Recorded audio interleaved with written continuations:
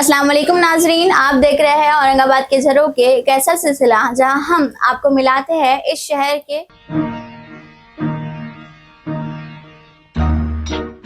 ऐसे शख्सियात से जो यहाँ के फ़ख्र हैं। और इसी तरह आज हमारे साथ मौजूद है एक ऐसे शख्सियत जिन्होंने अफसाना और अफसानचे में फ़न हासिल की है। इसी के अलावा आपको बाबा अफसानचे के लक़ब से भी नवाजा गया है।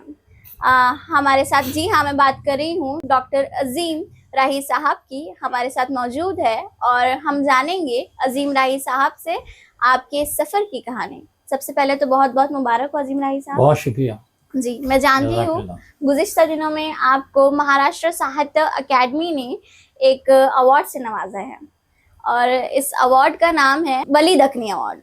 तो इसके बारे में आपने किस तरह से इस सफ़र का शुरुआत की, हमारे नाजरीन के सामने इस चीज़ की पेश की। पहले तो ये मैं बता दूं कि अभी जो मुझे हाल ही में वली दखनी अवार्ड रियासती सतह का महाराष्ट्र स्टेट उर्दू साहित्य अकेडमी की जानिब से तफवीज़ किया गया है, ये हम सब के लिए, न सिर्फ मेरे लिए बल्कि हम सब के लिए खुशी की बात है। और मैं ये समझता हूँ कि ये मेरा एजाज़ नहीं, हम सब का एजाज़ है, हमारे इलाके का एजाज़ है। हमारी जो है वली और सिराज की ये सरज़मीन है, ये गहवारा इल्म अदब है और ये हम सब के लिए फ़ख्र की बात है, खुशी की बात है। और आप इस खुशी में आप सब मेरे साथ शामिल हैं और सब मुबारकबाद के बराबर हकदार हैं, मुस्तहिक़ हैं। माशाअल्लाह। आपके सफ़र की शुरुआत किस तरह किया? मेरे सफ़र की शुरुआत इस तरह हुई कि स्कूल के दौर से मुझे लिखने पढ़ने का शौक़ था। मेरे जो असातिज़ा थे उस वक्त के, उन्होंने मेरे अंदर के इस शौक़ को देखकर, अदबी रुझान को देखकर मुझे मेरा हौसला बढ़ाया। तो इब्तिदा में मैं 7वीं 8वीं जमात में नज़मों के खुलासे लिखा करता था। उसके बाद जो है मौज़ूआती, जिस तरह बरसात का मौसम, हमारा पसंदीदा रहनुमा, मेरी पसंदीदा किताब, इस तरह के उन्वाना दिए जाते थे, उस पर मैं मज़ामीन लिखने लगा। तो इस तरह मैट्रिक तक मैं निसाबी तौर पर मज़ामीन लिखते रहा।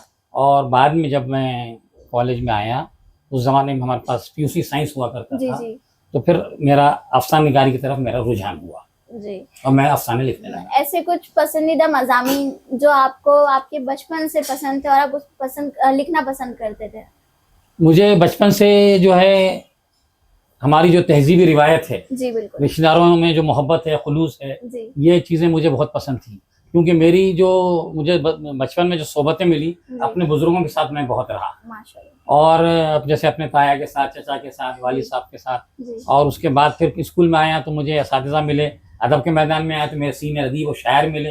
इन तमाम के साथ रहने से, इनके सोबत नसीब होने से मेरे अंदर अखलाकी जो है, मेरी जो है अदब और एहतराम की जो तरबियत हुई, वो तरबियत के नतीजे में मैंने जब अफसाने लिखना शुरू किए तो मेरे नज़दीक सबसे बड़ा माशरती रुझान था। और मैं अर्ज़ करूँ कि ये माशरती रुझान तो खैर बाद में पैदा हुआ, लेकिन जैसा कि इब्तिदा में होता है कि आदमी आमतौर पर रूमानी अफसाने लिखता है, तो सबसे पहले मैं जो अफसाने शुरू में जो लिखे, रूमानी अफसाने लिखे। और मेरा पहला अफसाना नफ़रत के जन्म के नाम से 22 जनवरी 1978 को औरंगाबाद टाइम्स में शाये हुआ। और उसके बाद मेरे जो है लिखने का सफ़र शुरू हुआ और इशाअती सफ़र भी शुरू हुआ। माशाल्लाह। रोमानी अफसाने जो आप बोले जी, तो हमारे नाजरीन, हमारी आजकल की जो नूह नस्ल है उस चीज़ से वाकिफ नहीं है। नहीं, रोमांटिक जो अफसाने उस दौर में असल में क्या था कि रोमांटिक अफसानों का बहुत चलन था। जी। और वजह ये थी कि मैं जब 8वीं जमात में था तो जिस मेरे इत्तेफाक से मैं अपने घर से दूर अपने रिश्तेदार के घर पर रहा करता था, तो जहाँ मेरी तालीम का सफ़र था मेरा जारी, तो वहाँ पर उनके घर में 20 सदी रिसाला आया करता था। अच्छा। 20 सदी में उस ज़माने में बहुत रूमानी अफसाने शाये हुए करते थे और उसका बड़ा मेयार और मिजाज था रूमानी। और इब्तिदा में आमतौर पे सभी लोग जो है, एक हमारे अदब में भी एक बड़ी रूमानी तहरीक जो है आई। और उसके नतीजे में मैंने जो है 20 सदी का मुताला किया, वहाँ नश्मन अखबार भी आता था। तो मैं उस दौर में, जैसा कि आमतौर पे इब्तिदा में आमतौर पे लोग कॉलेज में आने के बाद स्कूल में रोमांटिक किस्म के अफसाने लिखा करते हैं, तो मैं भी उसी तरह का अफसाने लिखने लगा। और वो बड़ा रिसाला था 20 सदी में, और आज भी 21 सदी में वो शाये होता है कभी कभार। तो उस रिसाले में जब मैं 8वीं जमात में जब पढ़ता था, तो अफसाने पढ़ने के बाद एक तरह से, जब जैसा कि अभी आपने कहा लफ्ज़ रूमान, इस लफ्ज़ से मैं खुद वाकिफ़ नहीं था, लेकिन चूंकि वो पढ़ने से मेरे एक तरह से मेरा रुझान बन गया और उस तरह की मैं अफसाने लिखने लगा। और मेरा बड़ा वो था, ख्वाब भी था, ख्वाहिश भी थी कि इस रिसाले में छपूँ। तो बाद में अल्लाह का ऐसा करम हुआ कि 1990 के बाद उस पर्चे में मेरे अफसाने शाये हुए, मुसलसल 7-8 अफसाने मेरे इस सदी में शाये हुए, और इस तरह से लोग मेरे नाम से वाकिफ हैं। आपकी कितनी किताबें अब तक शाया हो चुकी है और किस नाम से शाया हो चुकी है? मेरी अब तक के 15 किताबें शाये हुई अल्हम्दुलिल्लाह, और 5 किताबें मेरी ज़ेर इशाअत हैं।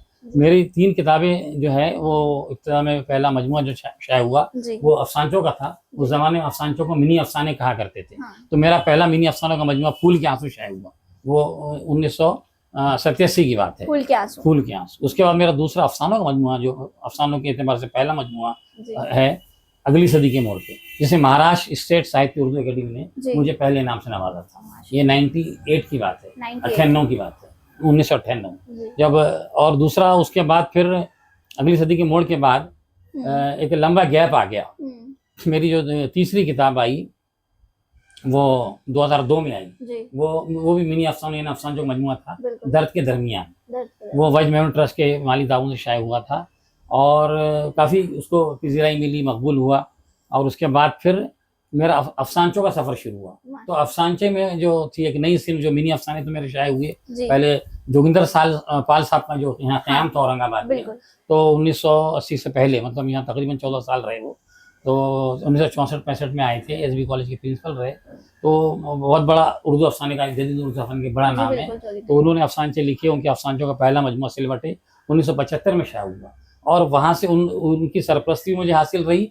और उनकी अफसानचा निगारी को देखकर मेरे अंदर भी अफसानचे लिखने का रुझान पैदा हुआ, और उनसे मैंने सीखा अफसानचे लिखना। जोगिंदर पाल साहब का मतलब उनकी जो पर्सनैलिटी है, जो तो आप मतलब जिस तरह से आपने उनसे सीखा, जिस तरह से आपने उनसे इल्म हासिल की, तो उनकी एक ऐसी बात जो आपको हमेशा याद रह गई। वो हमेशा कहा करते थे, जब हम अफसानचे लिखा करते थे, कि शिरकतें बनाए रखो और दुख उठाओ, तकलीफ उठाओ। जब तकलीफ उठाएंगे, दुख उठाएंगे, तो आपके फन में निखार पैदा होंगे। तो मुझे पॉल साहब से अफसानचा निगारी का रुझान मिला, मैं अफसानचे लिखने लगा। और 1900 और मेरे दोस्त मरहूम आरिफ कुरैशी साहब, उन्होंने मेरे से पहले अफसानचे लिखे, बहुत बड़ी तादाद में अफसानचे लिखे। उनके अफसानचों का मजमूआ यादों के साहिबान 86 में शाया हुआ, और मेरा फूल के आंसू 87 में आया। हम दोनों साथ साथ ही अफसानचे लिखने लगे, मजमूए आगे पीछे आए, और अफसानचा निगारी में हम दोनों का बहुत नाम बना। और इस तरह से एक तरह ये भी हुआ कि अफसानचे लिखने की वजह से मेरा थोड़ा सा अफसान निगारी की तरफ रुझान कम हो गया। और अफसानचा निगारी के साथ साथ क्या हुआ, जो बाद में 1980 के बाद, समझ लीजिए 80-85 के बाद, मैं अफसानचा निगारी की जो है, उस ज़माने में अफसानचा निगारी को इतना वक़्त की नज़रों से नहीं देखा जाता था, अफसाने का गालिब रुझान था। तो मैंने अफसानचा निगारी की तख्लीक के साथ तहकीक और तनकीद का काम किया। और जो काम शुरू किया 1985 में, तमाम जो है जितने, यानी पॉल साहब का पहला जो मजमुआ है, सिलवटे से लेकर जितने अफसानचों के मजमुए हैं हमारे इलाके महाराष्ट्र में या पूरे हिंदुस्तान भर में, हम मुल्क की सतह पर जो मुझे मिले, मैंने उसकी छान पटक की। और उसके बाद तकरीबन 85 से जो मेरा सफ़र शुरू हुआ, तो आप समझ लीजिए 25 साल बाद, तकरीबन 27 साल बाद, 2008 में मेरी किताब उर्दू में अफसानचे की रिवायत तनकीदी मुताला शाये हुई, जो उर्दू में अफसानचे की सिल्फ पर बाकायदा पहली तनकीदी किताब है, और इसको अवलियत हासिल है। सबसे पहले मेरी किताब आई, और उसके बाद अफसानचे का गालिब रुझान पैदा हुआ, लोग मुतवज्जे हुए। और अफसानचे की ये तनकीद, जो तख्लीक के साथ तनकीद मैंने की, तहकीक की, उसकी वजह से बाद में बहुत से लोगों ने फिर अफसानचा निगारी पे किताबें बहुत से लोगों की शाये हुई। जैसे असलम यमजदपुरी किताब आई, और आमना आफरीन ने रिसर्च किया MPhil में मिनी अफसाने पर हैदराबाद में, और भी बहुत से जो है अहले कलम ने लिखा अफसानचा निगारी पर। लेकिन चूंकि अफसानचा निगारी की तरफ मेरा रुझान हुआ, पहली मेरी किताब आई, बाद में फिर अफसानों का और मेरा मजमुआ आया दूसरा मजमुआ अगली अपने दायरे का आदमी, उसको जो है महाराष्ट्र स्टेट उर्दू अकेडमी और यूपी उर्दू अकेडमी का इनाम हासिल हुआ। उसके बाद मेरे अफसानचों का जो है तीसरा मजमुआ चेहरा चेहरा पहचान के नाम से शायद। दरमियान में जो है आब और आग के नाम से किताब शायद, जिसमें मेरे तफसीर और मज़ामीन हैं। इस तरीके से मैं अफसानचों के साथ तफसीर और मज़ामीन भी लिखने लगा, और उनकी किताबें भी आई। आप बाबा अफसानचे के नाम से या आप खिताब से जाने जाते हैं जी, तो इसके पीछे की कहानी क्या है? इसके, जैसा कि अभी मैंने बताया, इसके पीछे की कहानी यही है कि 1980-85 के से लेकर तकरीबन 2005 तक, मतलब 85 से अगर पकड़े आप 20 साल हो रहे हैं, 80 से पकड़े तो 25 साल हो रहे हैं। 25 साल मैंने अफसानचे में मेहनत की, मतलब अफसानचे की सिर्फ हालांकि उसको उस जमाने में सिंफ के तौर पर कबूल नहीं किया जाता था, तो लेकिन मैंने उसके पीछे मेहनत की और पाल साहब से लेकर जितने भी रतन सिंह और जितने हमारे बड़े बड़े जो अफसानेगार थे जिन्होंने अफसाने लिखे थे उनके अफसाने मैंने जमा किए और बाकायदा उस पर तहकीक की, तनकीदी मुताला उसको मैंने किताबी शक्ल में उर्दू में अफसाने की रिवायत के नाम से शाये किया। और उसके बाद मेरी दूसरी किताब आई 2015 में, उर्दू में अफसाने की मकबूलियत और पेशरफ्त। ये दोनों किताबें मेरी कौमी कौंसिल बराए फ़रोग़ ज़बान उर्दू जो है दिल्ली, वहाँ से उनकी माली ताउन से शाये हुई है, मकबूल हुई। और मेरा अफसानचे पे तख्लीकी काम के साथ तहकीकी तनकीदी काम जो हुआ उसको देखते हुए मेरे सीनियर दोस्त नूरुल हसन साहब ने एक दिन मुझे कहा कि आप जो है आपका इतना काम है अफसानचे पर, आपको तो बाबा अफसानचा कहना चाहिए। और उनके कहने के बाद हमारे अदबी हलकों में ये जो बाबा अफसानचा का नाम जो है चल पड़ा, इस तरीके से मेरा नाम ये बाबा अफसानचा के तौर पर मशहूर हो गया। हालांकि मैं बुनियादी तौर पर अफसाना निगार हूँ, लेकिन अफसानचे पे जो मेरा काम चला उसकी वजह से लोग मुझे बाबा अफसानचा। नूरुल हसन साहब ने आपको बाबा अफसानचे के नाम से वाकिफ कराया है। जी बिल्कुल। आपके अफसाने, वैसे नूरुल हसन साहब हमारे अफसाने सफर में भी मेरे साथ बहुत रहे। शुरू में जब मैंने अफसानेगार सिलसिला शुरू किया तो नूरुल हसन साहब, आरिफ खुर्शीद साहब और यहाँ के जो सीनियर अफसानेगार थे जितने भी रशीद अनवर, असरफ फारूकी, महमूद शकील, रिफत नवाज, सुरेंद्र कुमार मेहरा तो हयात नहीं थे जब, इलियास फरत, इन लोगों ने मेरी बहुत हौसला अफजाई की, हिम्मत अफजाई की और इन लोगों का मुझे बड़ा साथ नसीब हुआ और मेरे अफसानी निगारी रुझान को बड़ा हौसला मिला। माशाल्लाह। आप अपने अफसाने और अफसानचों में किस तरह का पैगाम हमारी आवाम को देना चाहते हैं? मैंने जैसा कि अभी कहा जी कि अफसानचे और अफसाने में बुनियादी तौर पे जो मेरा इब्तिदा से जो मुझे बुजुर्गों की सोहबत मिली, बिल्कुल उनके साथ रहने का मौका मिला, तो मैंने माशरती जिंदगी में जो टूट फूट अक़दार की हुई, हमारी तहजीबी रिवायतों का जो फक़दान हुआ, और आप देख रहे हैं आज की नई नस्ल में तो बहुत बढ़ गया है जो कल्चर, आजकल जो कल्चर मोबाइल कल्चर फैला हुआ है उसमें हम रिश्तेदारियों की जो दूरियां पैदा हो गई है, इसको मैंने मौजू बनाया। इस मौजू पे मैंने बहुत सारे अफसाने लिखे जो मेरे मजमूए में शामिल। तो एक तरह से आप ये समाजी जिम्मेदारी भी समझते हैं? जी हाँ, मैं इसको अपनी समाजी जिम्मेदारी भी समझता हूँ और हमारी माशरती ज़िंदगी का एक अहम रोल है कि चाहे अदीब जो भी अदीब हो, शायर हो, वो उसका ये मनसब है कि वो अपने इलाके और अपने समाज में, अपने अतराफ़ में, अपने माशरे में जिस तरह की बुराइयों को देखे, जिस तरह के इस तरीके की जो इक़दार की टूट फूट है, रिश्तों की तहजीबी जो सतह पर जो तसादुम है, उसको अपने अफसानों का मौजू बनाएं, अपनी तख्लीक़ात में पेश करें। बिल्कुल माशाअल्लाह। क्या आप अफसाने और कहानी में क्या फ़र्क देखते हैं? जो लोग हमारी आजकल की जो नौ नस्ल है वो इस चीज़ से वाकिफ नहीं है। जी बिल्कुल सही कहा। हाँ, इस चीज़ को आप उनसे वाकिफ कराइए। ये देखिए, अफसाना और कहानी में फ़र्क तो बहुत ज़्यादा नहीं, लेकिन फ़र्क ये है कि कहानी सीधी सादी सपाट होती है, बिल्कुल कहानी रास पहुंच जाती है। जिस तरह बच्चों के लिए कहानी लिखी जाती है सीधे साधे अंदाज में लिखी जाती है ताकि उसमें जो नसीहत हो उन तक पहुंच जाए और अंदाज दिलचस्प हो ताकि बच्चे की दिलचस्पी पढ़ने में बरकरार रहे।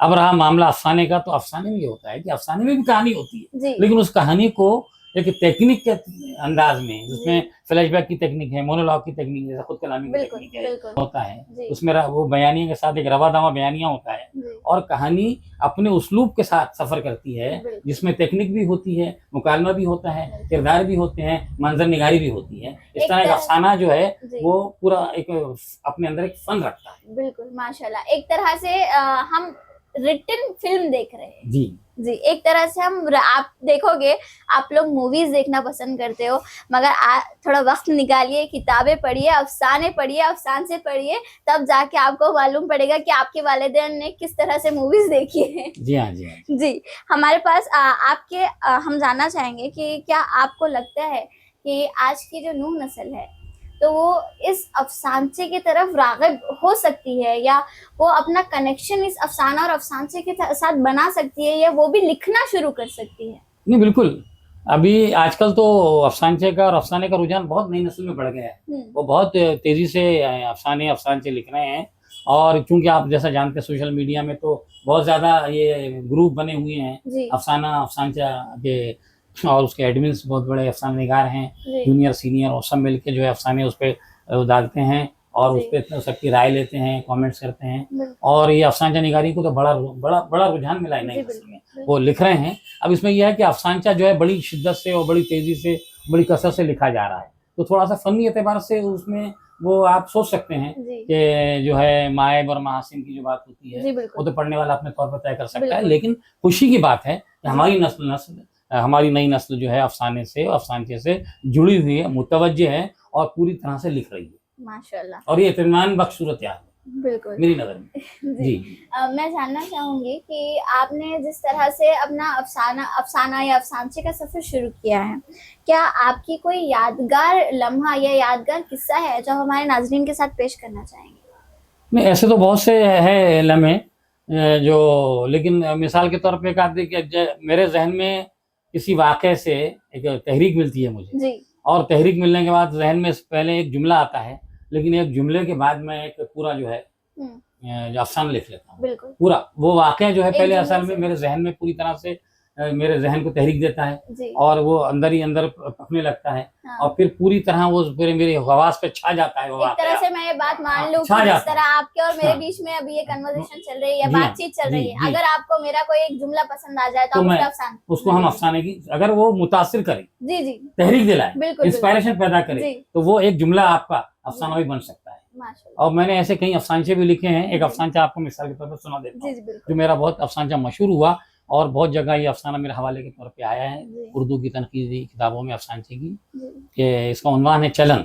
हम्म, वो शख्स जिसने मेरे कत्ल की साजिश रची थी, वो शख्स जिसने मेरे कत्ल की साजिश रची थी, जी मौजज़ाती तौर पर मेरे बच जाने पर मुबारकबाद देने वालों में वही पेश था।